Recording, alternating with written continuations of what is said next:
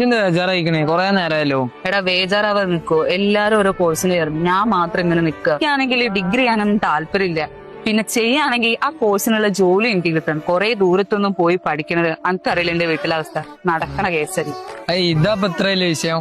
കൊണ്ടോട്ടിയങ്ങാട് തന്നെ പഠിച്ചാ പോലെ. അതിനുള്ള ഇപ്പൊ ഞാൻ റെഡിയാക്കി തരാം. ഇതാണ് മെഡിടെക്. അവിടെ 4000 കുട്ടികൾ വരെ പഠിച്ചിറങ്ങി.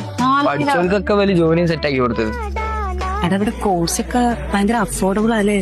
അതേ തന്നെ നന്നായി. നമ്മള് 22 വർഷം കഴിഞ്ഞു, 23ാമത്തെ ബാച്ചാണ് ഇനി വരുന്നത്. ഇവിടെ ബേസിക്കലി നമ്മൾ തുടങ്ങിയത് പാരാമെഡിക്കൽ കോഴ്സസ് ആണ്. ഇപ്പൊ നമ്മൾ കുറച്ച് മാനേജ്മെന്റ് കോഴ്സസും കൂടി തുടങ്ങിയിട്ടുണ്ട്. പ്ലേസ്മെന്റിന്റെ കാര്യമൊക്കെ ലാസ്റ്റ് വർഷങ്ങളിൽ, ഇപ്പൊ കഴിഞ്ഞു പോയ വർഷങ്ങളിലൊക്കെ അവരുടെ നിലവിലുള്ള 200-250 കുട്ടികൾ ഓരോ ബാച്ചിലും ഉണ്ടാവും.